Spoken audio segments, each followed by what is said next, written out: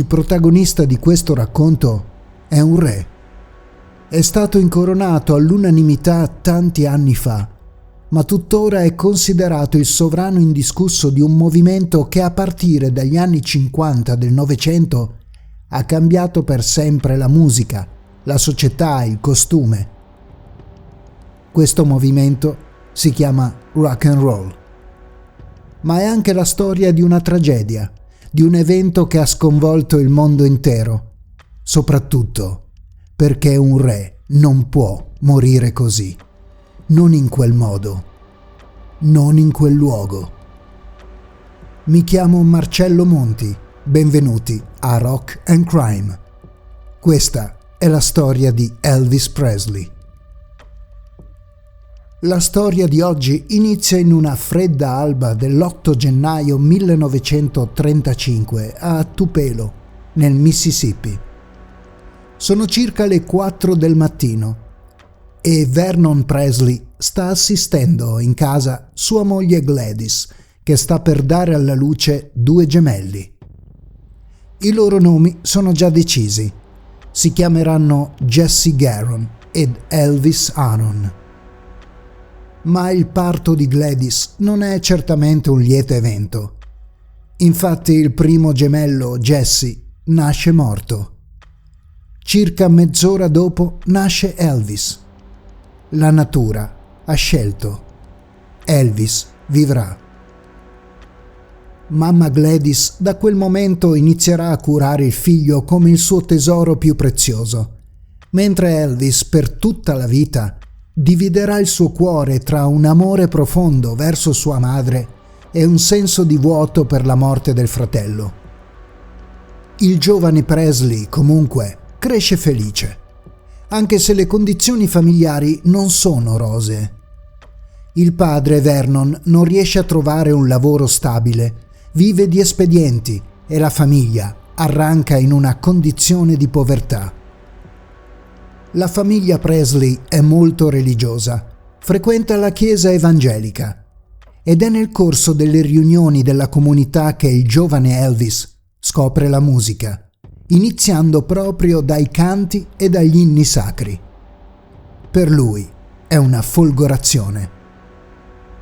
Ma mentre la sua mente corre dietro a suoni e melodie, la sua carriera scolastica arranca, e non poco. Elvis non è un bravo studente, ha voti molto bassi ed una delle poche soddisfazioni legate alla scuola è comunque legata alla musica. Infatti, spinto proprio da una sua insegnante, partecipa al suo primo concorso canoro, che si rivela un successo. La famiglia Presley, però, ha bisogno di guadagnare, di trovare una stabilità. Così si trasferisce a Memphis, nel Tennessee. Elvis inizia a frequentare così una nuova scuola, la Humes High School. Ma purtroppo il cambiamento non porta alcun miglioramento al rendimento scolastico di Elvis. Anzi, il ragazzo si chiude molto spesso in se stesso e i compagni di scuola cominciano a prendere in giro e a scherzare su quello strano ragazzo proveniente da lontane campagne e che passa quasi tutto il suo tempo seduto da solo a suonare la chitarra. Con il passare del tempo, però, le sue doti canore e, cosa che non guasta, il suo aspetto fisico lo faranno diventare comunque molto popolare nella scuola, soprattutto tra le studentesse. Nel 1953 Elvis finisce a fatica la scuola e, vista la sua scarsa propensione allo studio, decide di aiutare fattivamente la famiglia cercandosi un lavoro. Lo trova come camionista per la ditta Crown Electric, ma contemporaneamente continua a coltivare la sua passione per la musica. Blues, gospel, country e hillbilly sono il suo pane quotidiano. Ed è proprio durante una delle solite, noiose, sempre uguali giornate di lavoro che nasce la leggenda. La consegna di quel giorno porta Elvis a transitare per una via chiamata Union Street. è una via come tante a Memphis, se non fosse che proprio a metà di essa sorge la Sun Records di Sam Phillips, una piccola etichetta discografica. Elvis si ferma, incuriosito, e scopre una cosa interessante. Sborsando una piccola cifra, intorno ai $3-4, era possibile registrare un disco, una sorta di demo, come si dice adesso, da portarsi a casa. Elvis prenota lo studio e si reca a registrare il 19 luglio del 1954. La leggenda dice che nelle sue intenzioni c'era l'idea di fare un regalo alla madre, ma sembra molto improbabile. Non dimentichiamoci che i Presley erano molto poveri e non possedevano un giradischi. Molto probabilmente con quella registrazione Elvis voleva cogliere un'occasione per essere addocchiato dalla Sun Records ed entrare così nel mondo discografico. Questa prima registrazione non sfugge all'orecchio attento di Sam Phillips, che decide di tenere d'occhio il ragazzo. Elvis si ripresenta circa un anno dopo, con l'intenzione di registrare un altro brano. Phillips però coglie l'occasione e coinvolge 2 musicisti del suo entourage, Bill Black al contrabbasso e Scotty Moore alla chitarra, per accompagnare Elvis in una session di registrazione più completa. È durante quella session, in cui i musicisti si scatenano arrangiando in una maniera del tutto nuova vecchi classici di svariati generi, che nasce il re del rock and roll. Il nome di Elvis Presley comincia a diffondersi, prima negli ambienti legati al nascente movimento rock and roll, poi tra quelli che in seguito verranno etichettati come i manager, gli impresari. Molti di loro personaggi senza scrupoli, pronti a sfruttare fino all'osso le nuove stelle della musica giovane americana, per poi spesso abbandonare gli artisti al proprio destino. Ed Elvis diventa presto la preda più ambita di questi impresari del rock and roll. Tra essi la spunta un personaggio ambiguo, dal passato misterioso, e la cui figura è stata sempre oggetto di discussioni e mai del tutto chiarita. È di origine olandese e si fa chiamare Colonnello Parker. L'ambiguo Colonnello Parker segnerà per sempre, nel bene e nel male, la carriera di Elvis Presley. Certo, farà di lui un musicista ricco all'inverosimile, osannato e idolatrato da innumerevoli fan, ma allo stesso tempo terrà legato Elvis ad una catena strettissima. Gli impedirà di portare la sua musica e la sua straordinaria forza di performer all'estero, tenendolo vincolato ad un giro di concerti sempre più stretto, sempre negli stessi luoghi. Gli impedirà di esprimere il suo immenso talento nel cinema di qualità, costringendolo ad accettare ruoli in film di serie B, dove interpreterà sempre lo stesso personaggio, in un ciclo infinito. E soprattutto, con le sue scelte, alimenterà l'insoddisfazione dell'artista, che con il passare del tempo, non riuscendo ad esprimere il suo talento al meglio, si ritroverà immerso in un circolo fatto di insoddisfazione, depressione e gradualmente autodistruzione.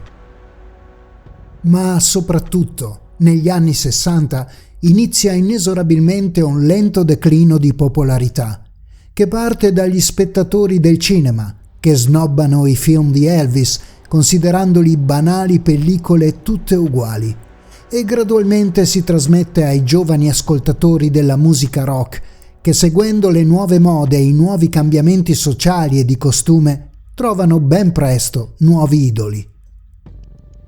Però la popolarità di Elvis subisce una nuova impennata quando nel 1968 partecipa ad uno show natalizio della rete NBC intitolato 68 Comeback Special.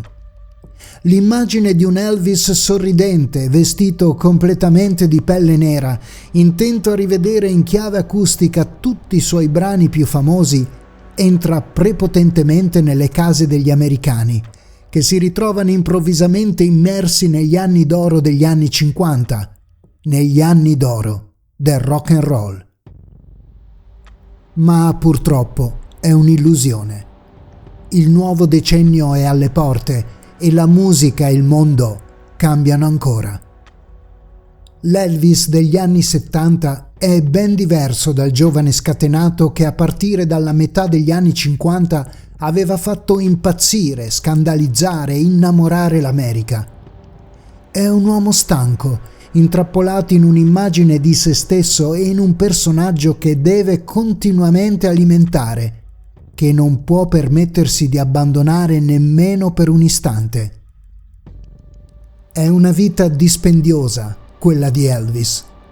C'è Graceland, la sua reggia, dove mantiene a sue spese non solo la famiglia, ma uno sterminato entourage di persone, tra personale di servizio, amici e chissà chi altro. C'è la ormai ex moglie Priscilla, dalla quale ha avuto una figlia, Lisa Marie. E poi c'è lui, Elvis, che deve trovare il modo di affrontare tutto questo. E il modo che sceglie è quello degli eccessi. Abusa di tutto: barbiturici, anfetamine, eccitanti, rilassanti, donne e cibo. Le energie di Elvis iniziano a crollare e il pubblico se ne accorge.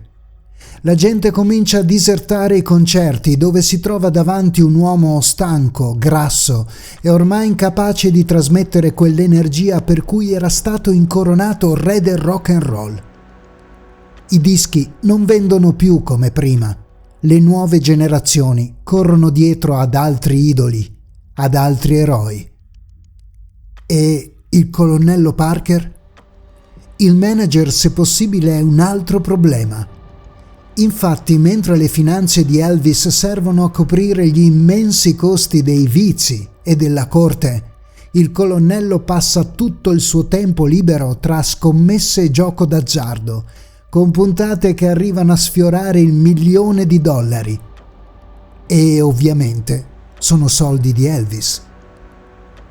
E allora via di nuovo a suonare tutte le sere, con il pubblico che diminuisce sempre di più e che osserva sgomento un Elvis sempre più stanco, sempre più irriconoscibile, a cui i vestiti di scena vanno sempre più stretti. Un quarantenne che si trascina nella vita e sul palco come un vecchio. È il 1977. È l'ultimo tour di Elvis. La sua routine quotidiana di preparazione alle serate assomiglia più ad una prescrizione medica fatta da un dottore schizoide che alla preparazione che dovrebbe seguire un performer. Il suo medico, chiamato semplicemente Dottor Nick, gli somministra ogni giorno un cocktail criminale di innumerevoli farmaci, di eccitanti e calmanti, e lo esorta anche all'assunzione di droghe come la cocaina, mentre alla sera costringe Elvis al sonno con iniezioni di morfina.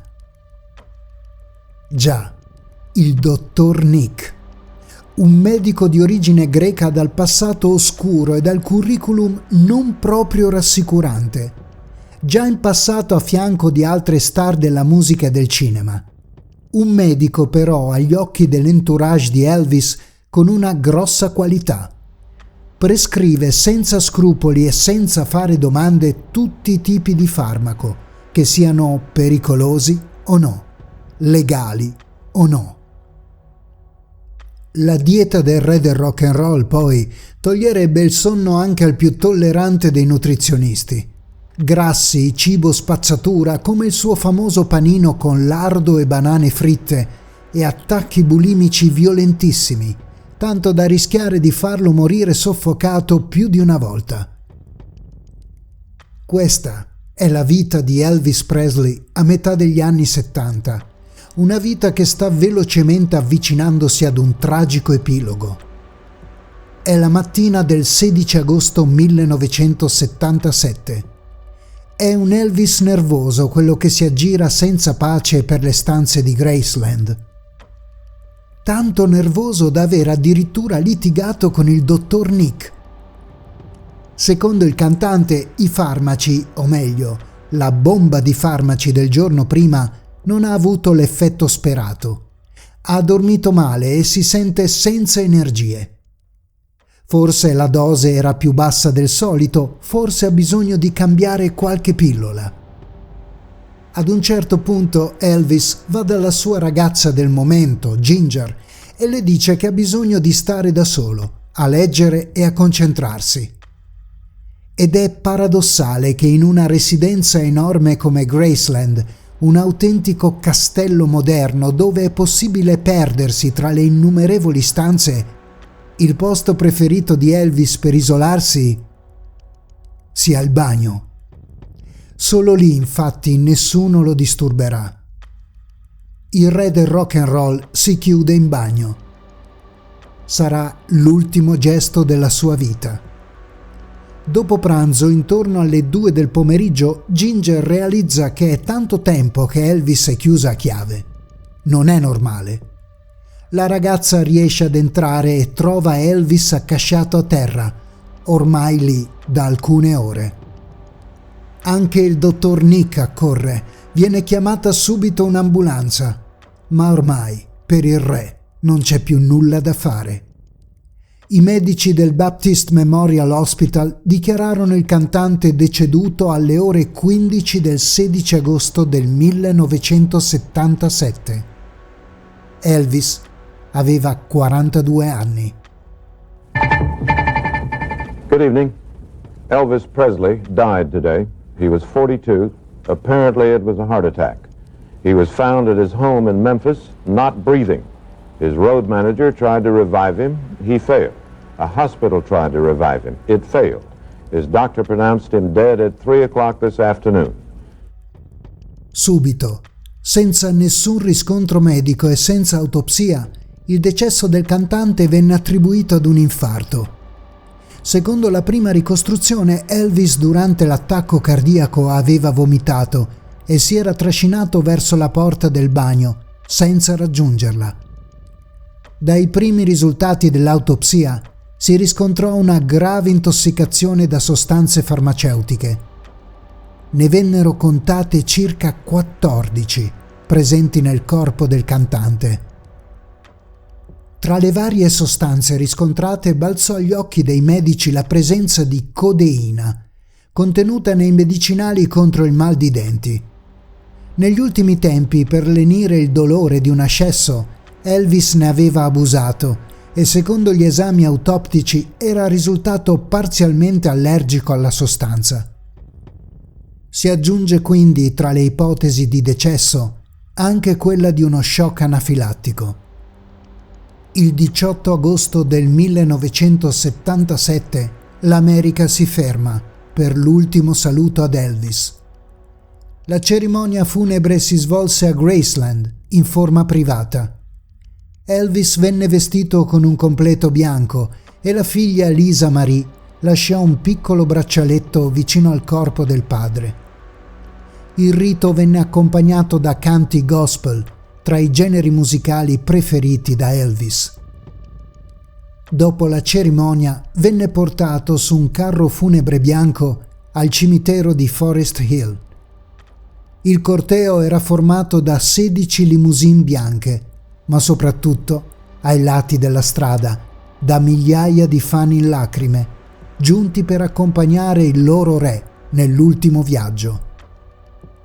Ma si sa, è difficile rassegnarsi alla perdita di un idolo, soprattutto se è avvenuta in modo così repentino e in circostanze mai del tutto chiarite.